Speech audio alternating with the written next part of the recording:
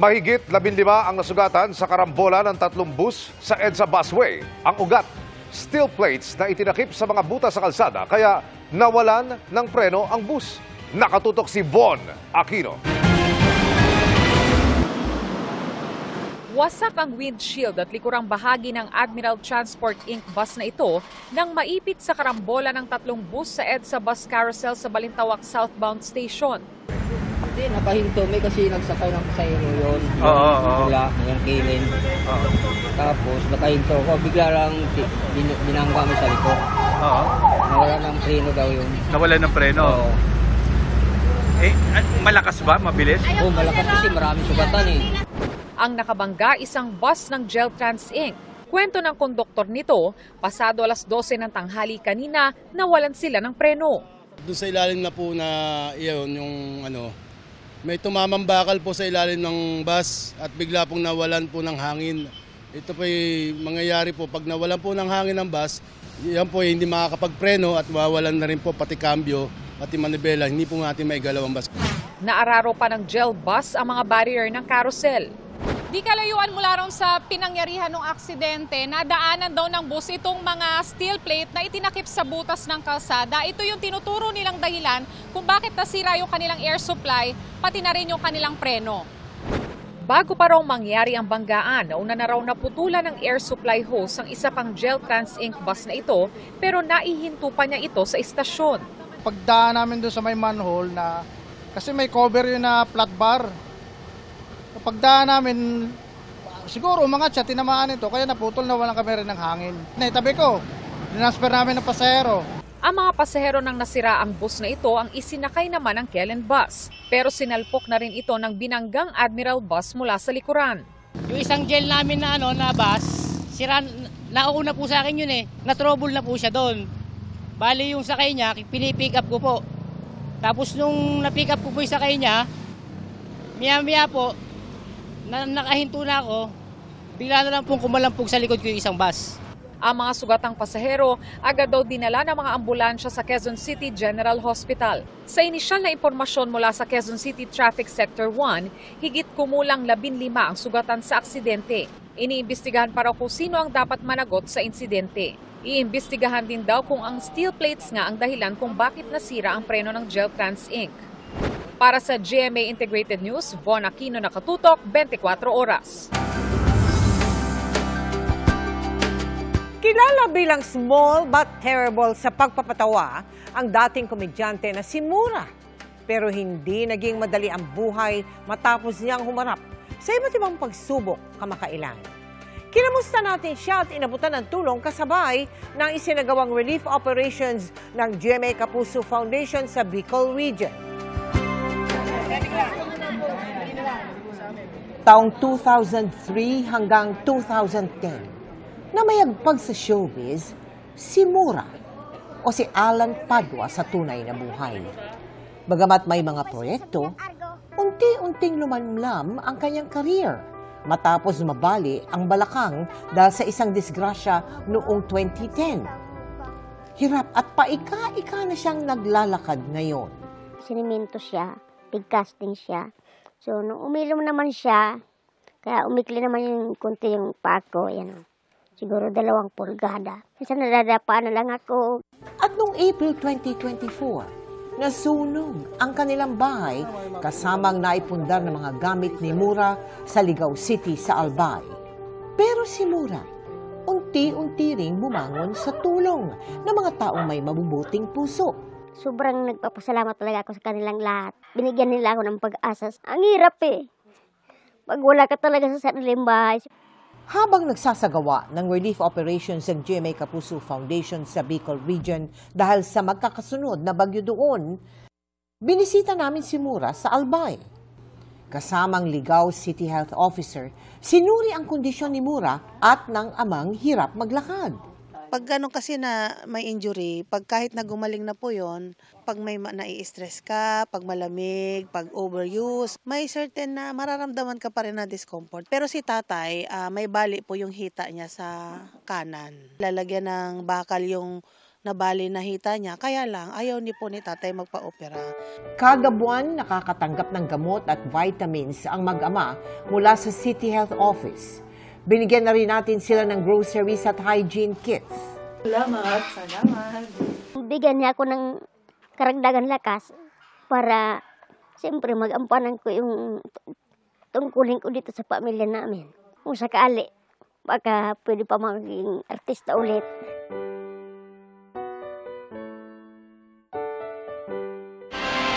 Isinailalim na po sa state of calamity ang buong lalawigan ng Negros Oriental dahil sa patuloy na pag-alboroto ng Bulkang Kanlaon.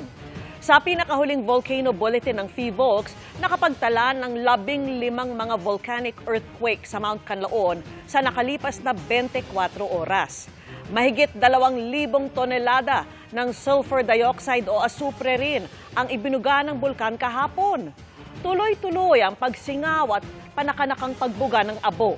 Babala ng PHIVOLCS, posible pa rin magkaroon ng biglaang pagsabog, pagbuga ng lava, ashfall, pyroclastic density current o PDC, rockfall at pagdaloy ng lahar kapag may malakas na pag-ulan. Patuloy na inirekomenda ang hindi pagpasok o paglikas mula sa 6-kilometer danger zone. Ang LGU naman ng Negros Occidental, target palawigin ang pagtatayo ng tent cities para sa mga residenteng ililikas sakaling pumutok ulit ang bulkan.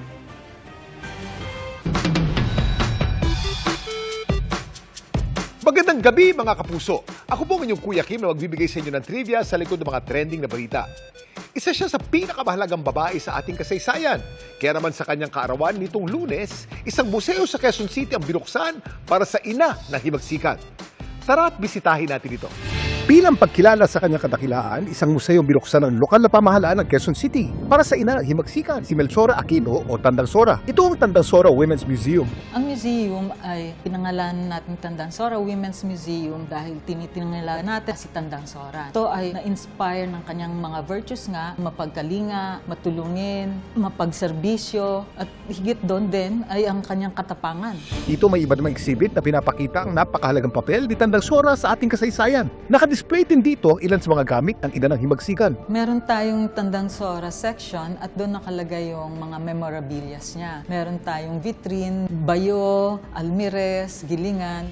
Binibigyang halaga rin dito ang naging kontribusyon ng mga kababaihan sa ating lipunan mula noon hanggang ngayon. Historical siya. Nagsisimula ang concept sa babaylan. Mga kababaihan ng araw ay may pagkapantay-pantay sila bago dumating ang Espanyol. From there, umikot na tayo sa mga kababaihan na lumaban sa revolusyon hanggang sa contemporary women's movement. It will be an ongoing recording of our stories. Pero paglilinaw ng pamunuan ng museo, ang kanilang pagbubukas nitong Lunes o sa mismong kaarawan ni Tandang Sora, soft opening pa lang daw. Sa ngayon is by appointment. Kakaroon ng hard opening sa February 19, death anniversary of Tandang Sora. Kuya Kim, ilang taon na ba si Tandang Sora? Kuya Kim, ano na? Kuya Kim, ano na? Noong Lunes, pinagdiwang natin ang kaarawan ng ina ng Katipunan na si Melchora Aquino o Tandang Sora. Ang tanong, ilang taon na nga ba siya? Ayon sa isang scholar na si Jean Richardson, January 6, 1836 ang tunay na birthday ni Melchora Aquino. Kaya si Tandang Sora, 189 years na ang tanda. Kaya naman binagsagang ina ng himagsikan o ina ng Katipunan si Tandang Sora ay dahil sa mahalagang papel na ginagampanan niya sa Rebolusyong Pilipino laban sa mga Kastila. Nahangaan natin dahil siya ay 84 years old na, siya ay naging kasama sa Katipunan. Natulungan niya ang mga Katipuneros na mabigyan sila ng kalinga, pagkain. Bilang pagkilala sa naging papel niya sa ating kasaysayan, pinangalan sa kanyang isang pangunahing kalsada at barangay sa Quezon City. Alam niyo ba na may isang kalsada sa San Francisco, California na pinangalan kay Melchora Aquino? At alam niyo bang siya rin ang kauna-unang Pilipina na tinampok sa ating pera? Bago sina Jose Fallanes Escoda at dating Pangulong Corazon Aquino, si Tandang Sora o Melchora Aquino ang kauna-unang Pilipinang natampok sa ating pera. Ang kanyang mukha makikita sa dating 100 peso bill na ginamit mula 1951 hanggang 1966. Samantala, para malaman ang trivia sa likod ng viral na balita, i-post o i-comment lang, #Kuya Kim, ano na? Laging tandaan, importante ang may alam.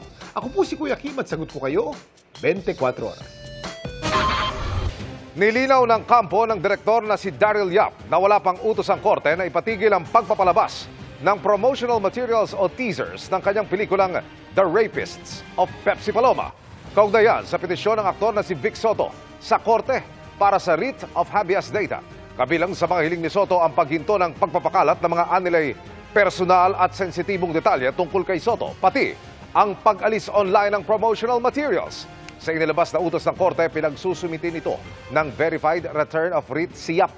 Sabi ng abogado ni Yap, sasagutin nila ito sa Miyerkules at ilalaban ang karapatan ng direktor sa freedom of artistic expression.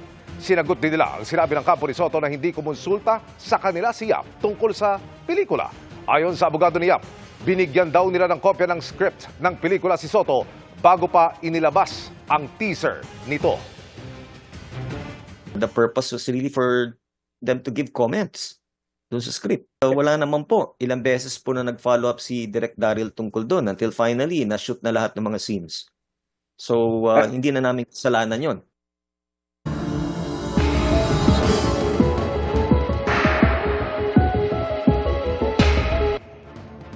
Snow sa disyerto, malalakas na ulan at malawak na wildfire na pinalala ng malakas na hangin. Ilan lang yan sa pamapinsalang panahon sa iba't ibang bahagi ng mundo mula 2024 hanggang unang mga araw ng 2025 na sinasabing dulot ng climate change o nagbabagong klima. Nakatutok si Ian Cruz. Pagkagat ng dilim, matingkad na pula ang bumabalot sa paligid sa Los Angeles, Amerika dahil sa dalawang malawak na wildfire na 3 gabi nang namiminsala. Halos 10,000 bahay at istruktura na ang nilamon ng naglalagablab na apoy. Ang nagpalala sa sitwasyon ang napakalakas na hangin na tinawag na Santa Ana winds. Sa videong ito, makikita kung gaano katindi ang hangin na lalong nagpapalaki sa mga apoy at nagdadala ng maliliit na baga sa ibang lugar na nagpapasimula ng panibagong mga sunog. Ang apoy, walang pinipili. Pati bahay ng mga celebrity tulad ng singer-actress na si Mandy Moore kasama sa mga natupok. Bagaman humina na sa ngayon, nagbabala ang mga opisyal doon sa inaasahang paglakas ulit ng hangin at pagpapatuloy ng red flag conditions. Ang mga kondisyong nagresulta sa itinuturing na pinakamapaminsalang wildfires sa kasaysayan ng Los Angeles. Sinasabing resulta ng climate change. Mahigit 2 dekada na raw nakakaranas ng pinakatuyot na kondisyon ang southwestern United States.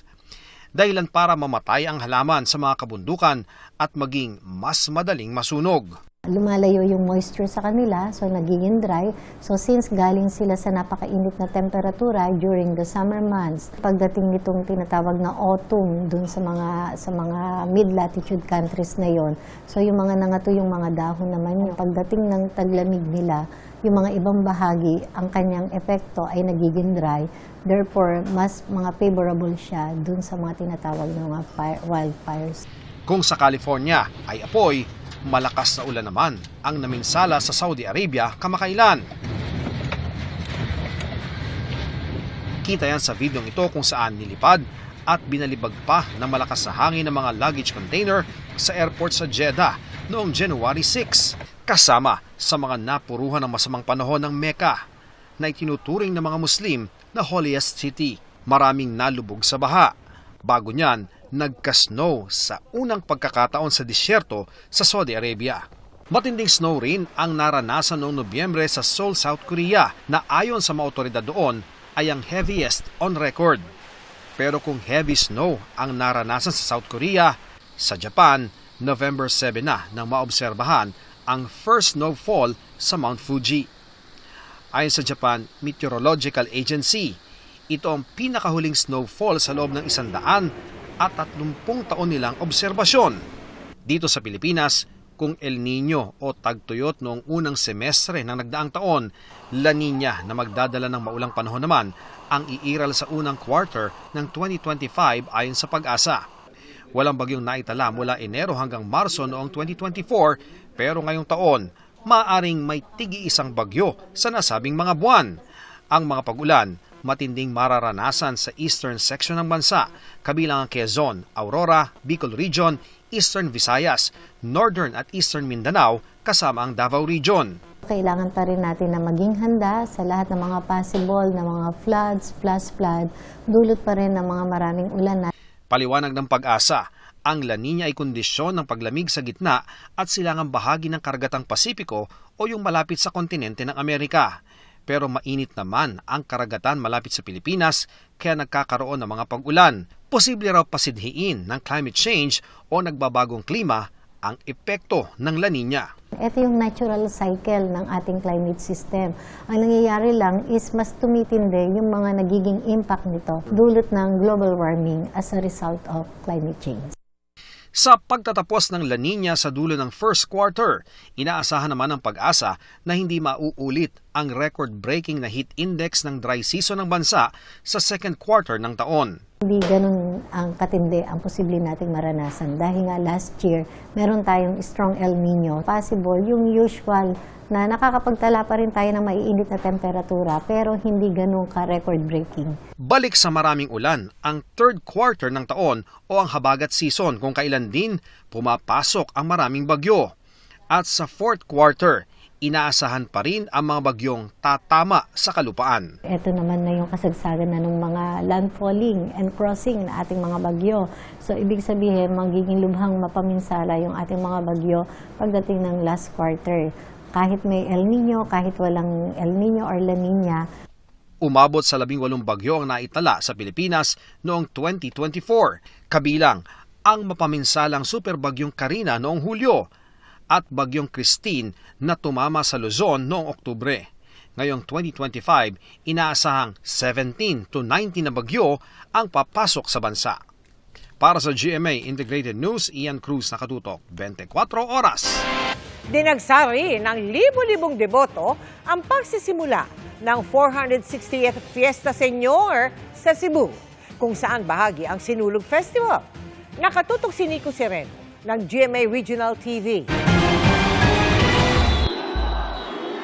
Ang dagat ng mga debotong lumahok sa traslasyon ng Poong Jesus Nazareno sa Maynila kahapon, tila tagpo rin sa bahaging ito ng Cebu City ng daluhan ng libu-libong deboto ang Penitential Walk with Jesus kahapon ng madaling araw.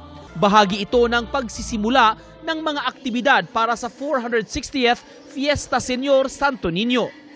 Sakay naman ng karoza, dinala rin ang imahe ng Batang Jesus sa Basilica Minore del Santo Niño kung saan sinalubong ito ng mga deboto na may kanya-kanyang bitbit ng replika.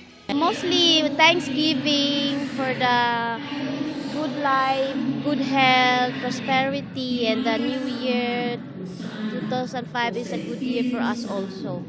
May mga bata pang binihisa ng costume na katulad sa isang Batang Jesus. Sa susunod na Biyernes, January 17, magsasagawa naman ang Penitential Walk with Mary at traslasyon. Opisyal na ring nagsimula ang Sinulog Festival 2025 sa lungsod ngayong araw. Bukod sa opening parade, inabangan ang performances ng mga lalahok sa street dancing competition. Ngayong linggo, January 12, gaganapin ang Sinulog sa Kabataan sa Dakbayan. Sa January 19 naman, ang isa sa highlight ng pista kung saan mahigit 40 dancing contingents ang lalahok mula sa Luzon, Visayas at Mindanao.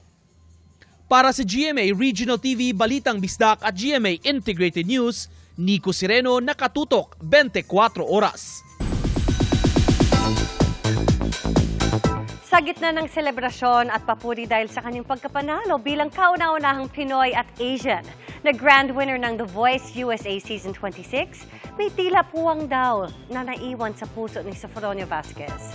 Dahil yan sa pagpanaw ng kanyang ama na malaking bahagi ng kanyang tinatamasa ngayong tagumpay. Ang emosyonal niyang pagsalang sa GMA Integrated News Interviews, ichichika ni Nelson Carlas.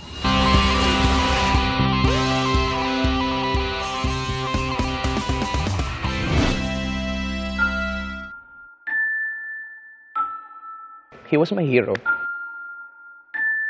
Naging emosyonal si The Voice USA Season 26 Grand Winner Sofronio Vasquez sa kanyang pag-upo sa GMA Integrated News Interviews nang mapag-usapan ang isa sa kanyang biggest inspirations mula sa makailang ulit niyang pagkabigo sa mga audition at singing contest na sinalihan sa mga nagdaang taon hanggang sa masungkit ang mailap na pangarap Pangungulila sa ama ang kanyang pinaglalabanan. Malungkot na ngayon, looking back, supposedly, alam kong mag-enjoy siya sa moment na to kasi mahilig siyang kumanta. He was my coach. Pero hindi ko na masasabi sa kanya na nanalo ako. Hindi niya na ako mayayabang dun sa, mapagyayabang sa mga friends niya. Inamin ni Sofronio na maraming beses siyang nawala ng kumpiyansa sa sarili. Nagkaroon ako ng insecurity at nagkaroon ako ng question na, is music for me? Nag-isip ako and wala na si Papa. So gusto kong i-provide yung best life na deserve ng mama ko. I worked as a cruise ship singer. Naging OFW ako for a time. Pero kapag talaga alam mo sa puso mo na meron kang gusto hinahanap mo. Ang kanya raw naging kaagapay, ang yumaong ama na kanyang kinakausap sa kanyang isipan. Sinasabi ko lang na kung andito ka, anong sasabihin mo sa akin? Tapos naririnig ko lang yung boses niya na, just breathe. Kayang-kaya mo yan. Always naman yung nagsasabi sa akin na every time na kumanta ka, don't forget to do sign of the cross. Kaya, conscious effort ko yung ginagawa with my heart na this is me doing sign of the cross kasi inaalala kita. Inspirasyon din niya ang kanyang The Voice coach na si Michael Bublé na hanggang ngayon nananatiling kanyang mentor at guide.